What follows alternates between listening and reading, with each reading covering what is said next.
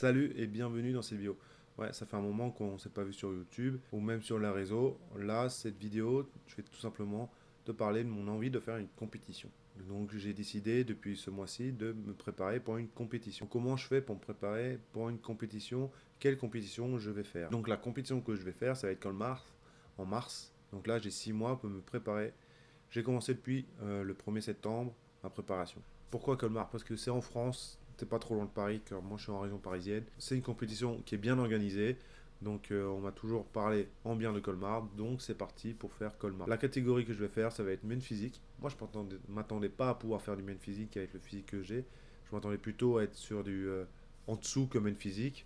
Mais après ce que m'a dit le préparateur, je peux faire du main physique, j'ai la carrure pour pouvoir aller titiller du main physique. Moi je m'attendais plutôt à faire du en dessous aller faire la compétition de Musclemania en catégorie fitness, etc. En dessous, tout ce qui est en dessous de main physique. Mais comme il m'a dit, je peux aller faire main physique et Colmar. Allez, bah, je vais l'écouter et on va voir ce que ça donne. Donc pourquoi j'avais envie de faire une compétition? Tout simplement parce que ça fait un moment que je m'entraîne en musculation. Je suis assez régulier, j'aimerais savoir quel potentiel je pourrais avoir au maximum, au naturel. Donc après, je sais que ça sera peut-être pas encore le meilleur physique que je pourrais avoir au naturel. Je pourrais peut-être encore pousser plus loin. Donc à voir après, selon si j'ai aimé déjà cette première compétition, si j'ai aimé l'ambiance, j'ai aimé la préparation, tout ce qui va avec. C'est pour ça que je me lance pour faire une compétition. Si toi aussi tu as envie de faire ça, je t'invite à le faire pour tester, pour voir si ça te plaît. Au moins, tu te donnes un objectif. Moi, ça me donne un objectif. Donc voilà. Donc ensuite, comment préparer une compétition? C'est pas compliqué dans l'ensemble. Moi, ce que je t'invite à faire, même si toi qui est derrière ton écran, tu regardes tes coachs sportifs, qu'il faut que tu fasses, tout simplement, c'est prendre un préparateur. Pourquoi? Parce que même si tu es coach sportif, tu peux avoir la connaissance, mais tu l'as jamais fait. Alors qu'un coach ou un préparateur qui a déjà fait une compétition, lui, il saura déjà comment faire pour te préparer pour une compétition. Car auparavant, il aura déjà fait lui-même des compétitions où il aura préparé d'autres personnes et tous les gens qu'il aura préparé ou les compétitions qu'il aura fait, il aura fait les erreurs et les fautes que toi tu risques de faire. Lui, il va t'éviter de les faire et surtout, il va te donner une connaissance. Cette connaissance, après, toi, une fois que tu la connais, tu peux faire ce que tu veux, tu la gardes et tu peux refaire d'autres compétitions parce que tu sauras déjà comment ça marche. Donc à toi de voir. Moi, je t'invite vraiment à prendre un préparateur pour ta première compétition. Ensuite, tu peux te dire aussi, une compétition, ça peut être cher, ça peut coûter un bras, etc. etc. C'est ce qu'on entend beaucoup, les gens disent beaucoup ça. Oui, c'est cher si tu n'es pas naturel, parce que tu auras des compléments à ajouter, bien sûr, on sait lesquels, donc ça sera très très cher, parce que ça, oui, c'est cher. Par contre, si tu fais ça côté naturel, la compétition, ça te coûte rien, presque rien. Si tu as déjà l'habitude de manger proprement, d'avoir d'être en prise de masse, en sèche, etc., parce que tu as un objectif physique que tu veux atteindre avec du gain musculaire, etc., ça va être exactement pareil. Ton budget ne va pas changer. Moi, je n'ai pas changé. Ma diète, elle n'a presque pas changé. Au niveau de protéines, je mange la même quantité. Au niveau de glucides, je mange la même quantité. Donc, je ne vois vraiment presque pas de différence. Là où tu auras une différence, ça sera peut-être quand tu arriveras près de la compétition, les mois avant. Là, oui, ça sera différent. Peut-être on aura plus de repas, moins de repas, peut-être des aliments qui coûteront plus cher, etc. Mais au début d'une préparation, ça ne te coûte rien. Je tiendrai au courant si ça coûte vraiment cher sur le long terme. Pour l'instant, le premier mois, les quelques jours que j'ai là, je ne vois pas de différence. Là, j'ai déjà acheté tout ce qu'il me faut pour ce mois-ci au niveau diète et tout ça parce que moi j'achète beaucoup et je congèle directement. Comme ça évite de faire les courses régulièrement.